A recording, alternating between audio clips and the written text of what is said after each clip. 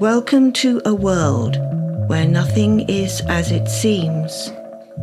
A world where the unusual becomes the usual, where the weird becomes the acceptable. Welcome to Tales of the Strange. Today's story is Innocence by Emily Darcy.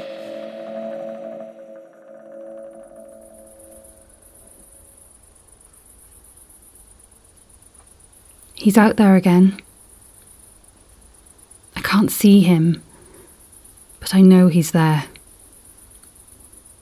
I can smell the cigarette smoke. Sometimes I can even see the fiery glow of the tip as he inhales. Like an angry cherry. Tonight, the glowing cherry has appeared all around the garden, and for a moment I fearfully thought he's not alone. He's brought others to torment me. But no. It's just him, moving silently in the dark, trying to drive me insane. He's edging towards the back door, I think. Creeping closer each night. And all I can do is wait and sweep up the countless cigarette butts the next morning when the sun is up and there are no shadows where he can hide. I went to the police station. I didn't drive, of course, but they say there is nothing they can do. Not until he really does something. Something like what? I asked. Well, evidence of forced entry into your home, possessions going missing. If he approaches or touches you in any inappropriate way. Trespassing is a crime, of course it is, but I don't think you'd be stupid enough to hang around long enough for us to catch up with him. The officer winked and told me to keep a log of any future events before sending me on my way. So that's what I'm doing. As he stands in the dark, watching me, I watch him and write. My father is worried. He wants me to go and stay with him for a while. Maybe I should. He's starting to leave me gifts. This morning I went outside and sitting in my empty driveway was a tiny toy car. A mini Fiat 500 which fitted perfectly in the palm of my hand. The entire thing had been dipped in some kind of purple paint, and on the tiny hood he had drawn a large, frowny face in red ink. I threw it in the outdoor bin before locking myself back up in the house. I wanted to call the police but couldn't bring myself to tell them how scared I was of a child's car. I snuck out later that evening before it got dark to throw out a black bag. And waiting for me, in the exact same place as it had been that morning, was the tiny purple car. I dropped the bag and I ran.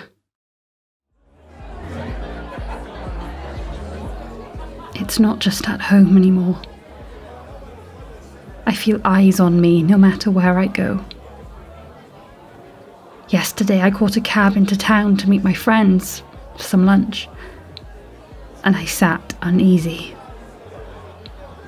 I told my friends this and they rolled their eyes. They think I'm paranoid, or worse, lying for attention, for sympathy.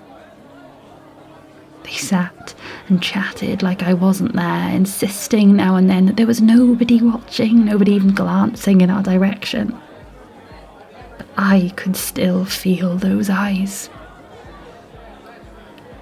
I drained my glass of wine and hurried to the ladies, locking myself into a stall to get away from those eyes, to collect myself. And for a moment, behind that locked door, I felt safe, but never alone. I could hear heavy feet moving towards me, shoes squeaking on the slick tiles. Slowly, I raised both legs so they couldn't be seen from beneath the stall, but he already knew I was there. I kept my eyes on the stall lock, a small, flimsy thing. Just one hard shove, that's all it would take. But the door remained still. Instead, I could hear something like a squeal, a high-pitched squeal like a marker being pressed hard against a whiteboard.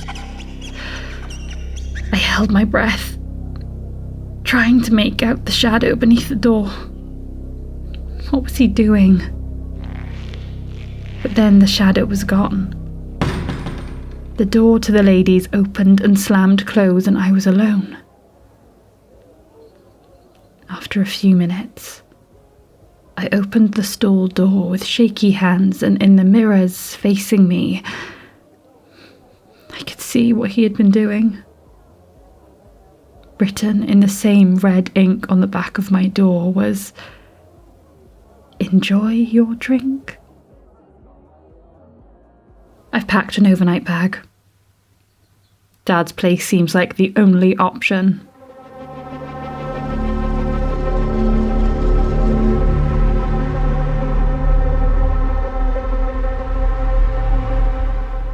I've called the police. He's been here inside the house.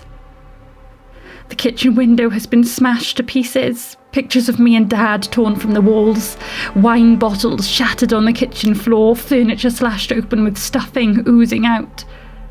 I hurried upstairs, ready to use the bag I had taken to Dad's as some sort of weapon before locking myself in my room. He's been in here too. There's ash and scorch marks all over my bed sheets. He's been in my bed, waiting for me.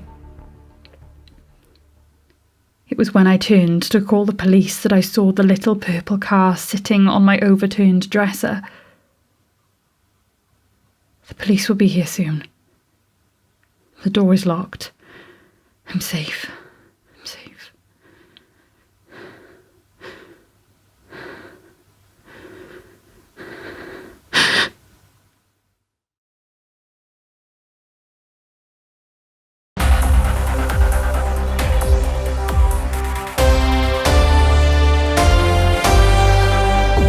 This is the news, and here is today's top story. The remains of local missing woman Meredith Summers, 28, was found by authorities today.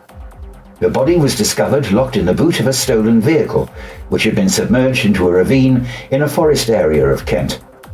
When police arrived at the scene during the early hours of this morning, they found a lone male sitting on the neighbouring bank to the ravine with both hands on his head.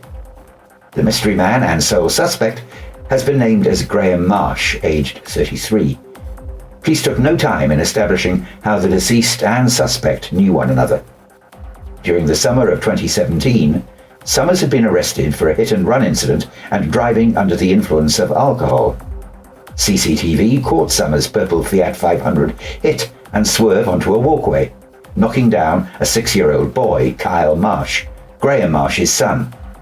Summers then drove away from the scene, leaving the young boy, who later died from his injuries. After delivering a tearful apology to jurors, claiming her actions to be a mere heartbreaking mistake by a young and stupid youth, Summers was found guilty of involuntary manslaughter, receiving 4 years probation, a year-long AA course, and a 7-year ban from driving. No jail time was ever served. When police asked Marsh why he didn't flee the crime scene, Marsh is reported to have simply said that he wanted her to know what it was like to feel alone and totally helpless at the hands of another. He just wanted justice.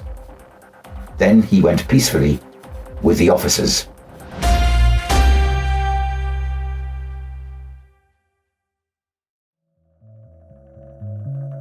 You have been listening to Innocence by Emily Darcy. Meredith was played by Danica Swinton. The police officer was played by Hugh Novelli. And the radio presenter was played by Peter Richards. Tales of the Strange is directed by Hugh Novelli and produced by Fluellen Theatre Company.